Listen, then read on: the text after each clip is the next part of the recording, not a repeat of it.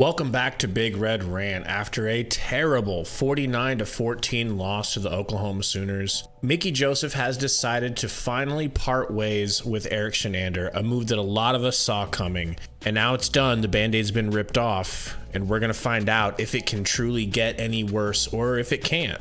We're going to get into that. We're going to break down film session style, what happened during the game. What were your thoughts since we didn't get a chance to talk to you after the game? Honestly, it was one of my worst experiences trying to watch a game because, I like to rewind during it live time and replay a couple plays or replay a play over a couple times to kind of see what's what. It takes me a long time. People hate watching games with me, but we were at one of the tailgate parties. There's like 40 of us trying to crowd around and watch a big screen, but 40 people, it don't seem that big. And kind of like everybody else, man, the first drive on both sides of the game, I was kind of hyped up. It seemed like the defense was a little more disciplined as far as the gaps went. Tackling definitely looked better the first couple defensive possessions. And it was kind of driving me nuts that I couldn't watch it, but it was just like, okay, who cares, man? Things are going well. Let's see how this goes, how long they can kind of ride this through.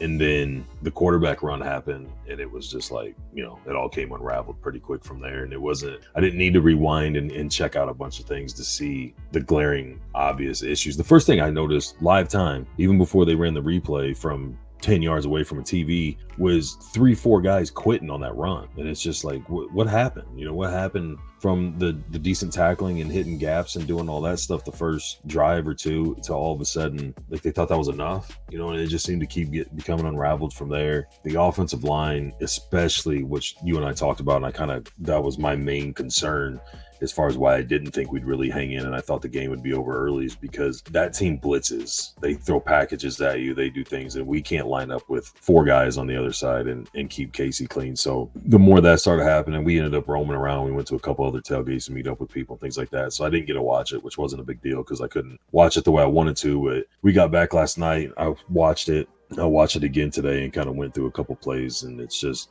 like I told you, man, when we talked, it's just more of the exact same thing. It's not going to be fixed in a week. I told you before, they can fire whoever they want. You're not getting guys in here and turning over a whole new system. You can tweak some things in practices and the way you practice and rotate personnel and do things like that. They're just going to have to find a few things that they can build on, stay consistent in those things, and then gradually go from there. We can get into what Mickey Joseph talked about in the press conference. I don't think anyone's surprised that he got fired. It's kind of like the Frost thing. Everybody knew he was going to get fired. Maybe you're surprised it happened now. Like I said before, he's going to go either way. Getting rid of him now and letting somebody else in the system that's familiar with it call things, make some variations, do whatever, for sure isn't a bad thing. But I don't think we're going to see a completely different. They're running a 3-4 now, and they're dropping. You're just not going to see a bunch of change when you got guys that he's talking about going back to the basics on basic tackling. We're talking D1 players who are all making money on a NIL deal and getting a free ride to play defense at the highest level you can in college football, and they have to go back to working on tackling drills. So, there's bigger issues than, his system isn't right or whatnot. Like I said, we can get into that if we want to, but the change is inevitable. There's going to be more changes, whether it's throughout the year as we go along or the end of the year. It's just going to be a lot of trying to get rid of the issues at hand instead of looking forward to. I felt like too many people were hyped up, like, all right, Mickey Joseph's going to inject this new energy and he's going to do things different. And this week of practice is, things are going to look a lot different when the game starts. And I kind of said maybe there'll be some energy, but that's not going to be enough for as bad as they are, especially with the team that's coming into town to make a difference. And legit, man, for the first couple series, I was like, shit, maybe I was wrong. Maybe all these, the more optimistic people were right, but it didn't take long, man. And it was horrible. I know people have said it, but we were talking about it during the game. If Oklahoma wanted to, they could have put 80 on us. So Gary, everything was going great in the beginning. Energy's high. 3rd and 12 here. We get some pressure. We get a stop.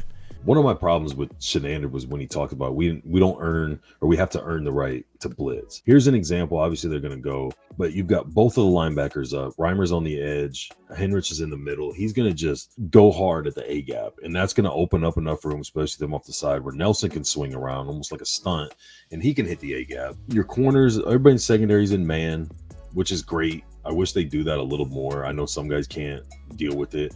But even though there's a little bit of a cushion, Newsome still has him inside of the first down marker. Like, there's so many times where we see him given a 5-yard cushion on a 3rd and 2 or a 4th and 3, and it just blows my mind. But you don't have to man-to-man hold on to a guy forever when you can get this type of a pressure.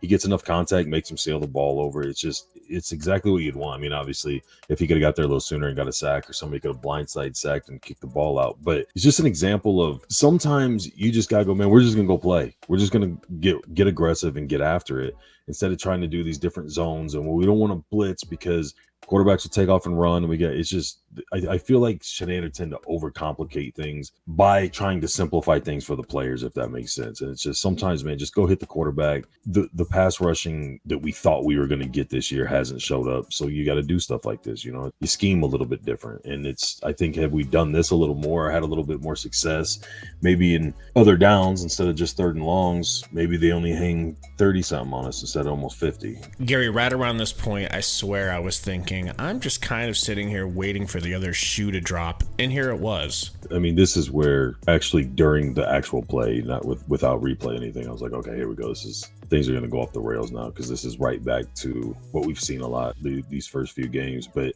I mean, here again, we just talked about a 3rd and 12, how they kind of all out come at them, or bring both linebackers, and now on a 3rd and 7, they're going to play it, quote unquote safe. They spread us out. We got a guy that stays back. The 4 guys obviously don't get home, but then no one else stays disciplined. Now, keep in mind, I brought up this guy had 10 carries for 10 yards on the first 2 games of the season before this one play. So I'm sure the practice reps and defensive meetings and everything, there wasn't a lot of focus on the quarterback running. But just watching this play, I don't even need to try to get into the X's and O's. They could call the exact same thing and everyone could get into the positions they were in.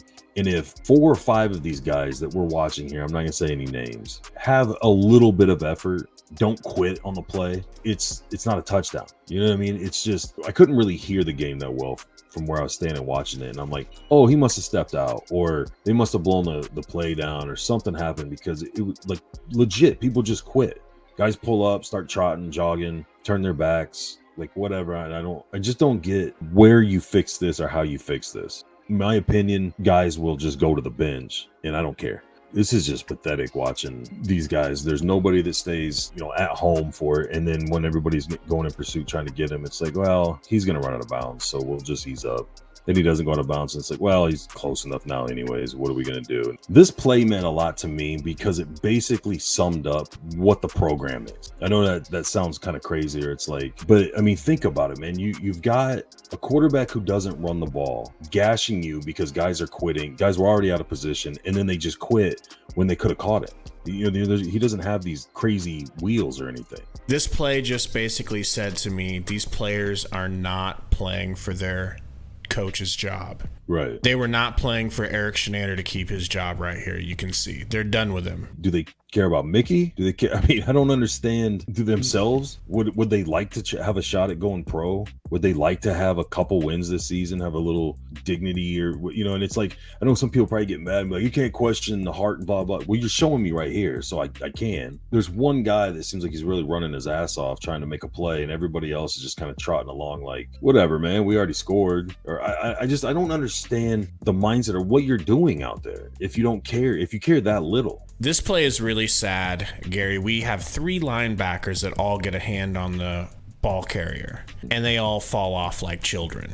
That's what I was talking to you about, man. You can break down every single play. You know what I mean? You can go and look at every position, every battle, every assignment, all of those things. It's just repetitive at this point. All the film breakdowns we've done, it's the same things we're pointing out. And this is one, play a little tighter so it's not so easy for them to flare out and get to the first down marker, have a little bit more of an edge, or play a little bit tighter coverage on these guys. But 2, again, wrap up, tackle. I don't understand. I wouldn't know what to do if I was Mickey Joseph. If I was Chinander, I'd be like, yeah, fire me, man. Like, I'll go coach a high school somewhere and probably be able to get through to people a little bit. This is the result of 4 or 5 years of 2-hand touch practice. This is what you get. But we didn't have the problem last year as much, did we? Didn't seem as bad.